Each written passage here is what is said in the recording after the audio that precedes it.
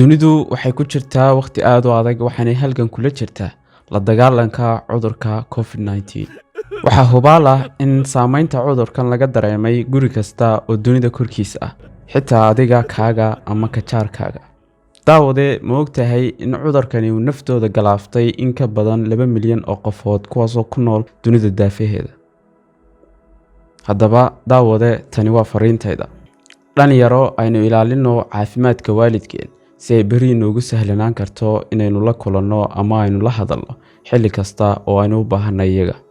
Daawade waxaan kuu soo jeedinayaa deegaan kasta ama meel kasta dunida ka joogto inaad u hoggaansanto fariimaha ay noo soo jeedinayaan dhakhaatiirteena caafimaad si ay beri kuugu sahlanaan karto adigoo caafimaad qaba inaad waqti la qaadato dadyoga aad jeceshahay.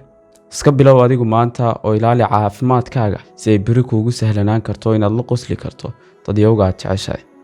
Dhalinyaro aynu ka digtoonaano meelaha buuqa badan ee aan muhiimka inoo ahayn si aynu uga ilaalino cudurka waalidkeena waayeelka ah.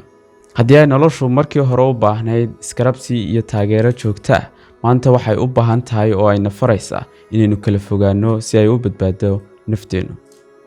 Daawade maanta gaar ahaan waqtigan aad daawanayso muuqaalkan waxaad haysataa fursad aad ku ilaalin karto caafimaadka dadyoga kuga hareeraysan ee aad jeceshahay.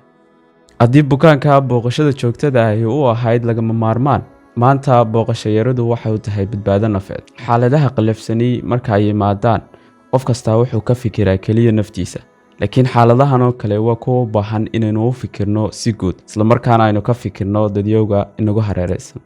Daawade cudurkan kaliya waxaynu kaga guulaysan karnaa inagoo wada jir ah oo gacmaha is haysana. Ilaali naftaada, ilaali dadka aad jeceshahay oo sabab ha u noqon geerida qof kale. Ugu dambeyn, xilliyada adag waxay soo saaraan dadyoga xiriirta ah.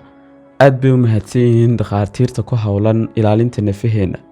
Daawade caawi dadkaaga laakiin ha qaadsiin cudurka. Sii gudbi fariintan. Aad baad u mahadsantahay.